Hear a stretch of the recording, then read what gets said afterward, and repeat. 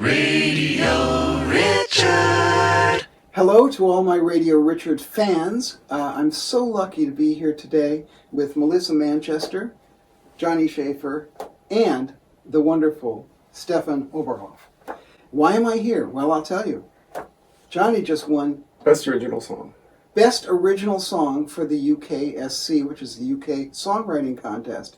And I'm very happy about this because I won it in 2008, I think it was. And so it's great to hear about this new win. And the thing about this song is it's a tremendous production. Mm-hmm. There's a lot of stuff going on. Mm-hmm. But first I want to hear how you chose the wonderful Melissa Manchester for this event. Well, I've been a huge fan of Melissa since I was a kid. I grew up in Porterville, California. My dad was a preacher. I'm gay. And her music was a real beacon of light to me during that time. It was a rough time for me going through that whole thing of being closeted and not feeling much support or anything. And her music was really something that got me through all of that. And I have a lot of friends, LGBTQ friends, who are from that era that feel the same way. So it was just it's a special gift that she gave to a lot of people. I used to lay on my bedroom floor and listen to her records over and over and over, and that time it was records. And just really, her songs just kind of, became part of the soundtrack of my life. Over a long series of events, we became friends. My husband's been making her music videos for a few years, and then I started working with Stefan, who has worked with Melissa for a long time. Right. And so when this song came up, it's got a dual melody. There's a lot going on vocally, and I thought it would make a really nice duet. And I thought, well, I'll see if Melissa would be interested in doing it with me. And so when Johnny approached you with the song, what were your first thoughts? You don't need to make this a duet. It's a complete world. I was delighted by the production because I've been listening to Johnny's songs over the years. He would occasionally send a cassette or something.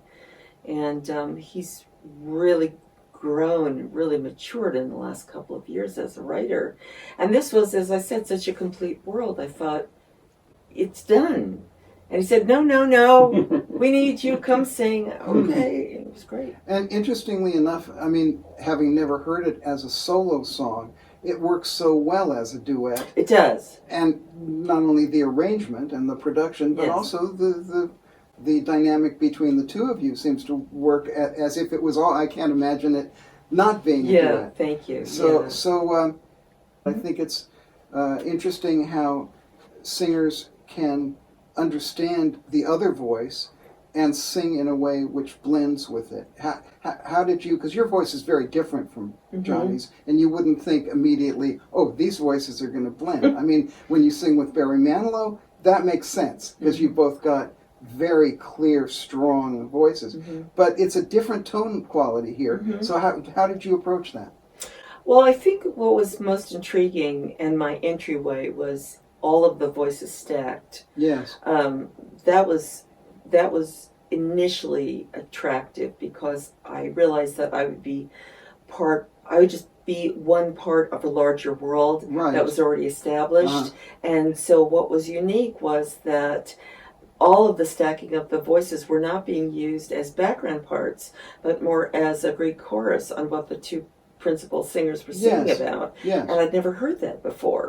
And so I thought, well, this is, I'll just do my best to fill in my space because it was such an interesting world. It sounds like you're slightly modulating your voice especially when you're singing exactly with him. I know you've got this army of singers around you. It seems to be that you're blending very well with him, but it's not. I guess you're not singing as a solo voice. Is that what you're that's thinking? Right. When you're not singing as a solo voice, you do have to intentionally listen to blend. So I have to find my space within that community of voices. Right. So it would be kind of silly to try to out-sing everybody. Well, of course. That would go against the intention. Sure. So, that comes from my commercial days of singing and Absolutely. singing in choirs and stuff like that. Yes. So it was, I don't know that I was doing anything that diminished my sense of self. Indeed. And so the recording process, they had already finished the track, the backing track. Oh, I see. Well, in that case, I have to ask you, Stefan, a little bit about the layout of the track. What did you say? There's 55 vocal tracks. Yep. That's a lot in any man's language. So how did you lay that all down? I mean, who did the original arrangement, the actual arrangement of it? Well, the process, I think, is a finding process. When we come into this room, first of all, it wasn't, like they say, Rome wasn't built in a day. No. This track was certainly not recorded in one session. And there was a lot of finding our ways, and every now and then we'd even arrive at what felt like an impasse, and it would stop and said, this will come to us next time, and with fresh ears it would then reveal itself. But once that general structure was found, and Johnny would always sing pilot vocals and guide vocals, right, in order to have us have the dramatic lifts where the lyric says they should be. And then you slowly but surely just evolve into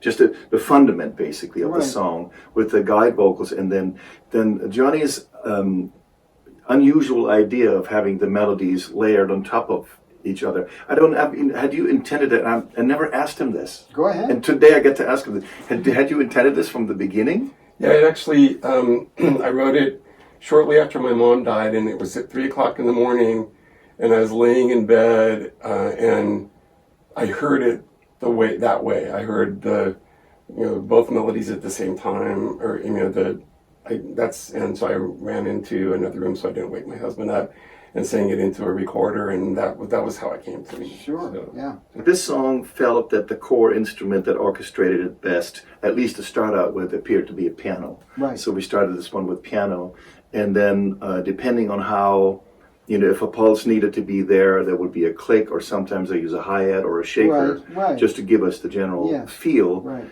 And then if the tempo changes need to be made, then you can start drawing those into the timeline of Pro Tools. One interesting, a lot of times we do the scratch vocals here, and I just sing on this mic over here, and it was during COVID, so I had a mask on. Oh, interesting. And we really liked the compression that it created, so we actually kept that on part of my vocals. Wow. Just because it was something different, and I don't think you can reproduce that very well. You cannot. You're absolutely right, Johnny. Yeah. You cannot reproduce this with any filtering. Right. I tried to EQ it out or in to try to produce the effect. It wouldn't work. But in the end, we added up a little bit of top end to the masked vocals, so to make them Interesting. Yeah. That wouldn't have happened unless we were all wearing masks. Yeah, COVID mute. Well, you could, if you try to go legit in any aspect of a production, we could have said, okay, now that we know what we're going to sing, now let's do it for real. Right. And then Johnny sang it for real, and I said, and we both agreed when we listened back, said, you know what, there's something about that last one that has a different expression. Right. And so we ended up keeping it. Right. So now you had your basic track. Was it you playing keyboards? Yeah, I'm playing pretty much all the instruments. This guy's a great player, guys. And so then once you had that, and you had his basic vocals for all the parts, then how did you build it up? Let's say I'm using as an example as to how we don't work, is if you build a house, you build the entire structure all the way to the top floor, maybe even put the roof on it, and then you do the inside. In our case, we built the first floor, put the rooms in the bathroom, planted the garden, and then we put the second story on top of it. So we found the orchestration along the way practically, because when we, for example, realized, there needed to be some sort of a breakdown. Let's see if there's a lot of lyric, and there's a lot of lyric in the song. Yeah. We said, let's thin things out. Like now there needs to be an instrumental break. Don't you agree? And because there's a lot going on, I'm interested. What did you do with the EQ? Because I can actually hear all the lyrics, which is exactly. I didn't expect to. I thought, well, Exactly. Why can I understand those lyrics, especially the active melody, the active counter melody?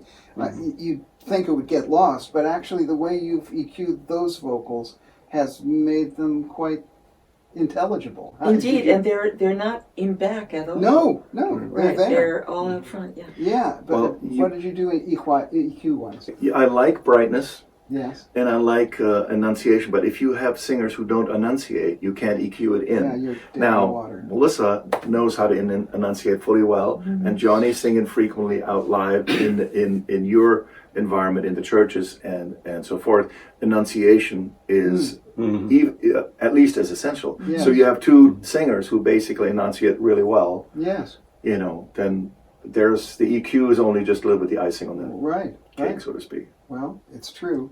You can't get out what you don't put in. That's true. So you had this incredible production laid on your Right. table and Sent said, to me. okay, now sing over it. So you just came down here and did it? I did. Wow. Yeah. Okay. I started to sing. I found my space. I asked about some of the notation, and it Right. was great.